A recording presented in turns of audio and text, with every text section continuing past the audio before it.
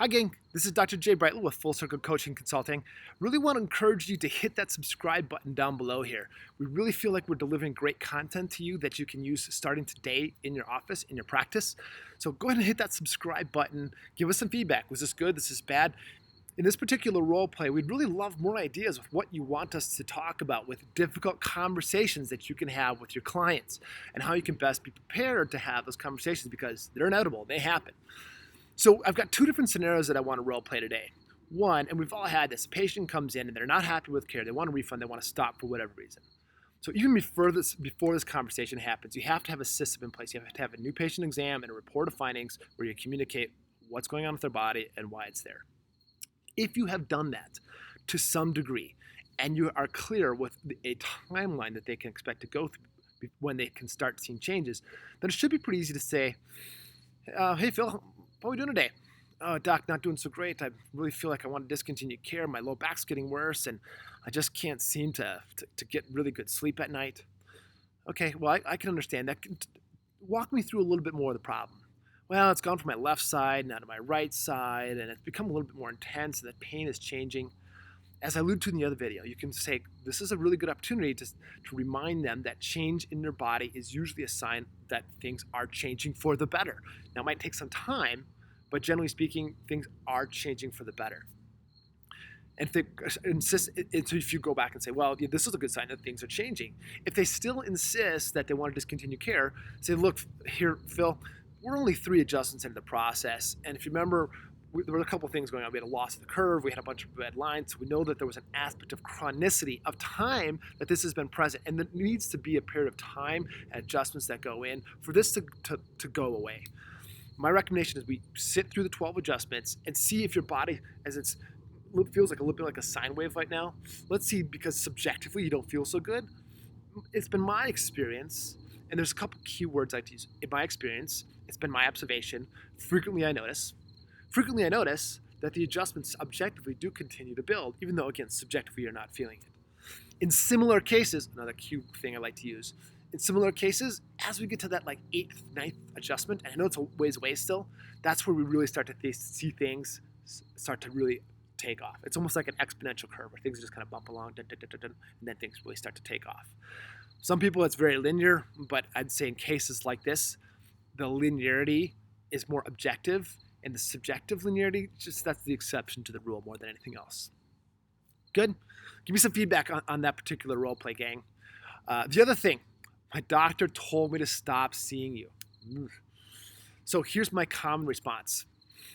Hey, Phil, let's get you on the table, get adjusted today. I don't really know, doc. I went in to see my medical doctor, and he said that I shouldn't be coming in to see you anymore. Oh, interesting. So did you talk a little bit about subluxation with him? Did you talk a little bit about the misalignment in your body and what's going on? No, I just told him that I was having some radiating pain down my leg, and he said that chiropractor can make it worse. And I said, oh, wow, okay. So here's what I'd go back to your doctor and say. First of all, ask him what he knows about chiropractic and the process of structure and function being related. Obviously, you're not feeling well, so your nerves aren't functioning well. Just ask him, what do you know about the structure?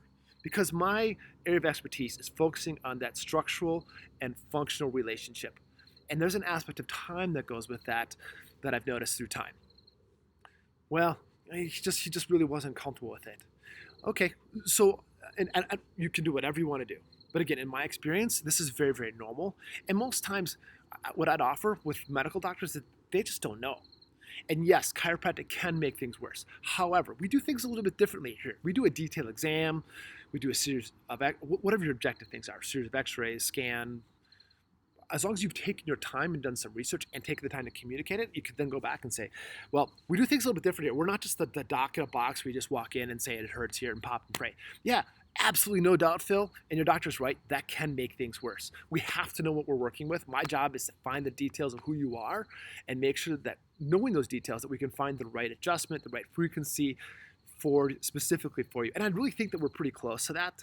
So if you're willing to wait this out a little bit and give it some time, I feel like we've got a really good background on you, really good history on you. And again, you can do whatever you want. And I always want to put that out there. Like, just if it's a round peg in a square hole, yeah, you know what? It happens. There's round pegs and square holes. But going back and saying, go talk to your doctor. Tell him I'd like to have a conversation. That medical doctor will never call you, but say, here, give him my card. Here's my personal number. Here is my personal phone number. Have him give me a call. Let's chat about the case for a little bit and see if we can collaborate a little bit. They don't want to collaborate. It's almost impossible for them to want to collaborate in their system. So I would just say, yeah, just give him my information, put the ball in his court. Ask him what he knows about chiropractic. What does he understand about chiropractic? What's been his experience with chiropractic?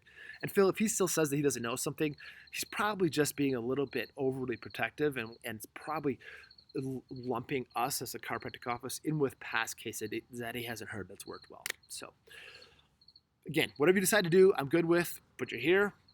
Let's get you tuned up. Sound good? Almost every time after that, it's, yeah, let's get it tuned up. And then maybe you can tweak your adjustment a little bit and say something a little bit different. And we've noticed this with our coaching. We generally have the same coaching principles on authenticity, but you can hear something different from another coach. Even though it's the same thing, you've heard it different, and all of a sudden, like, whoa, like that made all the difference in the world. So it behooves you to have a repertoire of things that you can say. In the report of findings, I like to say in 7 different ways, we can help you. And I'm not just going to say we can help you. Hey, welcome back. I'm glad you're here. We've got some options for you. When you see your curve like this gives me a good indication that there's a problem structurally that we can improve on. Generally, that fixes the function, and generally speaking, again, you feel better. So if you can say we can help you, or there's options in 7 different ways and a report of findings, then you can just keep going back to those options and keep giving them those options when those difficult conversations come up. And you know what? If you're doing your job right and you're attracting enough people, you're going to have difficult conversations. As I remember there's this one person, and I was working as an associate at the time, and it wasn't the right adjustment for her. She comes in, she takes her finger, and she puts it right in my sternum. You messed me up. I was like, whoa. And I just didn't have anything to say. I was like, I messed you up. You told me I messed you up. I guess I messed you up. No, being in that position, we've all been there before. I'd say, okay, well, tell me a little bit more about what's going on. I always ask them for more information. Never say, yeah, it's my fault, obviously. But if you get that finger in your chest, you messed me up. And I remember this. I can remember the look on her face. I can remember the way she smelled, how she was dressed. It was just like such a vivid thing for me. I didn't sleep that night at all. It's like, God, I'm going to get fired from my first job. I'm never going to be able to work again. I'm going to get sued. I just messed this woman up. And lo and behold, I came back and I chatted with the other doctor and said, what works with this woman? And he said, you have to move your adjustment with the instrument 1 centimeter to the left. Okay. So now being who I am, okay, tell me a little bit more about why you think I messed you up. Because in my experience, I've never made anything worse. Now we can give you too strong an adjustment. Maybe you had too much input, and we can back that off a little bit to try to slow things down. But it's been my observation that when your body's giving you symptoms and signals like this, then we just need to change our tact a little bit. That would be the conversation that I'd have with her today. Hope this was helpful. Okay, please hit the subscribe button. Thanks for joining me.